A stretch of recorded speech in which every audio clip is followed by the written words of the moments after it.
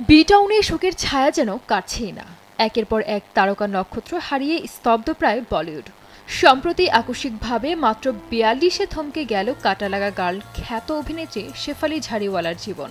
অভিনেত্রীর মৃত্যুটা যেন কেউ মানতেই পারছেন না, সবটাই দুঃস্বপ্নের মতো। তবে কেবল শেফালি নন, এমন আরও তারকা আছেন যাদের হঠাৎ মৃত্যুর খবর হিন্দি সিনেমার দুনিয়াকে নাড়িয়ে দিয়েছে। ২০১৮ সালের ২৪ ফেব্রুয়ারি দুবাইয়ে মৃত্যু হয় শ্রীদেবীর।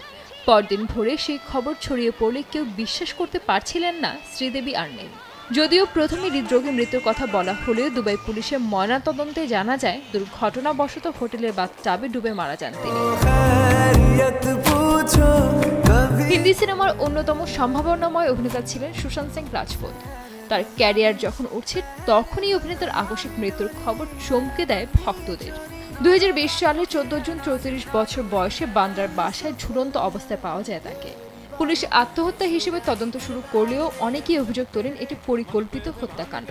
ফলে তদন্তে নামে সিবিআই ও এনসিবি। বালিকা বধূ অভিনেতা সিদ্ধার্থ শুক্লা ছিলেন পরিচিত মুখ। রিয়েলিটি শো থেকে অভিনয়, সব জায়গাতেই নিজের ছাপ রেখেছেন ছোট পর্দার এই আলোচিত অভিনেতা। হঠাৎ ২০২১ সালের ২ সেপ্টেম্বর মুম্বাইয়ে ৪০ বছর বয়সে হৃদরোগে আক্রান্ত হয়ে মারা যান তিনি। আগের রাতে ওষুধ খাওয়ার পর থেকে অসুস্থ বোধ করছিলেন।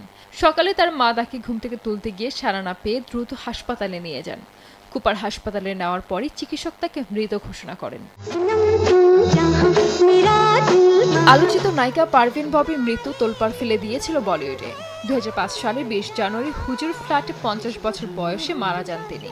৩ দিন পর তার মরদেহ পাওয়া যায়।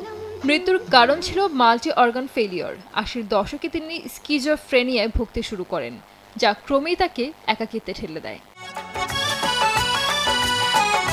অভিনেত্রী দিব্যা ভারতী ছিলেন ৯০-এর দশকের বলিউড ও দক্ষিণী সিনেমার সবচেয়ে আলোচিত তারকাদের একজন।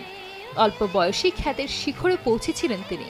১৯৯৩ সালের ৫ এপ্রিল মাত্র ১৯ বছর বয়সে ভারসোভায় ফ্ল্যাটের বারান্দা থেকে নিচে পড়ে যান।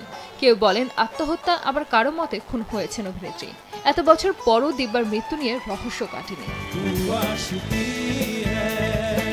আঁখোঁ মে তেরি গানের গায়ক কেকে ছিলেন বলিউডের অন্যতম আলোচিত কণ্ঠশিল্পী। ৫টির বেশি ভাষায় গান গেয়ে শ্রোতাদের মন জয় করেছিলেন তিনি। ২০২২ সালের ৩১ মে কলকাতায় ৫৩ বছর বয়সে হৃদরোগে আক্রান্ত হয়ে মারা যান তিনি। কনসার্ট শেষ করে হোটেলে ফিরে হঠাৎ অজ্ঞান হয়ে পড়েন। অনেকেই প্রাথমিকভাবে অস্বাভাবিক মৃত্যুর আশঙ্কা করলেও ময়নাতদন্তে তা নাকচ হয়। ভারতীয় সংবাদ মাধ্যমের তথ্য অনুযায়ী কনসার্টের আগেই তিনি হাতে ব্যথা ও ক্লান্তি অনুভব করছিলেন। কনসার্ট চলাকালে অস্বস্তি ও অতিরিক্ত ঘামার কথা নিজেও বলেছিলেন। সঞ্জিত আক্তার, দেশ টিভি।